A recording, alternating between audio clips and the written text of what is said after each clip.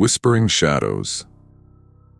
It started with whispers, faint, almost imperceptible murmurs in the dead of night, weaving through the stillness like a cold breath against the nape of the neck. Jacob first heard them the night he moved into the old house at the edge of Black Hollow, an ancient, brooding structure that had stood for centuries, its origins lost to time.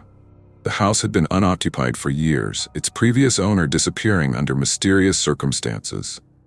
The townsfolk spoke of curses, of restless spirits, of things best left undisturbed. But Jacob, a man of logic and science, dismissed their superstitions. He was here for solitude, for an escape from his past. The first few nights were uneventful, save for the peculiar chill that never seemed to dissipate, no matter how fiercely the fire roared. Then came the whispers. At first he thought it was the wind slipping through unseen cracks in the walls, but the sounds had cadence, a pattern. Words, indistinct, yet undeniably human. Jacob scoured the house, searching for the source. The cellar, damp and musty, yielded nothing but decay. The attic, cluttered with relics of another era, held only dust and forgotten memories. Yet the whispers persisted, growing clearer with each passing night. Leave. The word drifted to him from the darkness, unmistakable.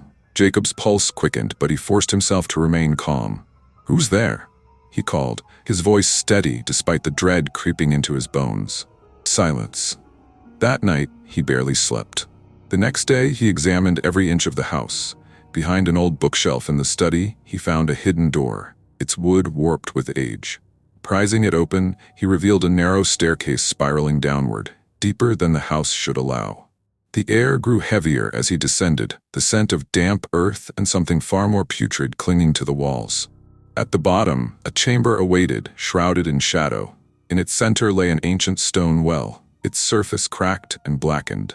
Jacob approached, peering into the abyss. A face stared back at him. It was pale, hollow-eyed, and contorted in eternal anguish. Then, as if roused from slumber, it spoke. "You should not have come."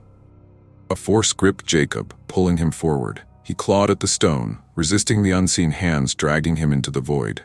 The whispers crescendoed into screams, strewed a cacophony of agony.